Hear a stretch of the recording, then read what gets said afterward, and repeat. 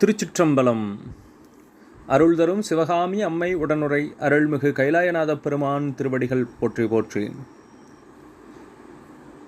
நமக்கு நம்முடைய ஞானாசிரிய பெருமக்கள் திருமுறை ஆசிரியர்கள் 27 இருந்து நமக்கு 12 திருமுறைகளை வழங்கியிருக்கிறார்கள்.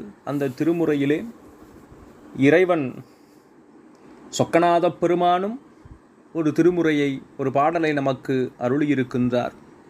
அப்படிப்பட்ட பெரும் சிறப்புடைய திருமுறையை பலரும் பல்வேறு காரணங்களுக்காக பாராயணம் செய்து வருகின்றார்கள்.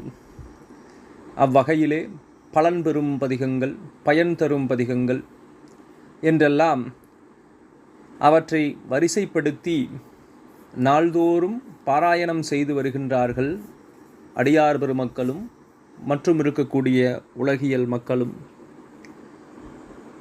அதில் பெரும்பான்மையாக பாராயணம் செய்யப்படுவது கோளறு பதிகம் என்று சொல்லக்கூடிய திருஞான சம்பந்தப் பெருமான் திருமறைக்காடு என்று சொல்லக்கூடிய வேதாரண்யத்திலே பாடி அருளிய திருப்பதிகம்.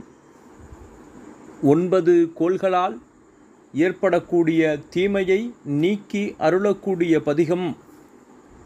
அதிலும் பெரும் சிறப்புடையதாக ஞானசம்பந்தப் பெருமான் தானுரு கோளும் நாளும் அடியாரை வந்து நலியாத வண்ண முறை செய் ஆன சொல் மாலை ஓதும் அடியார்கள் வானில் அரசாள்வர் ஆணை நமதே என்று ஆணையிட்டு பாடி அருளிய திருப்பதிகம். பெரும்பான்மையும் அடியார் பெருமக்களாலும் உலகியல் மக்களாலும் பல்வேறு விதமான நவகிரக தோஷங்களுக்கு ஆட்பட்டவர்களாலும் பாராயணம் செய்யப்படுகின்ற சிறப்புடைய ஒரு பதிகமாக இந்த பதிகம் விளங்குகின்றது. முழு பதிகத்தையும் பாராயணம் செய்ய இயலாதவர்கள் கூட முதல் பாடலை பாராயணம் செய்து வருகின்றார்கள் என்று நாம் உணர முடிகின்றது. திருஞான சம்பந்தப் பெருமானும் திருநாவுக்கரசு பெருமானும் ஒன்றாக திருத்தல யாத்திரை மேற்கொண்டு வருகின்ற போது பாண்டி நாட்டிலே சமணத்தை நீக்கி சைவம் தழைக்கச் செய்ய வேண்டும் என்பதற்காக பாண்டிமாதேவி மங்கையர்க்கரசியாருடைய ஆணையை ஏற்று குலச்சிறையார் அமைச்சர் அவருடைய வழிகாட்டுதலின்படி வந்த தூதர்கள் திருமறைக்காட்டிலே இருந்த திருஞான சம்பந்தப் பெருமானை, நீங்கள் சமணர்களை வெற்றி கொள்ள பாண்டிய நாட்டிற்கு வருகை தர வேண்டும் என்று அழைக்கிறார்கள்.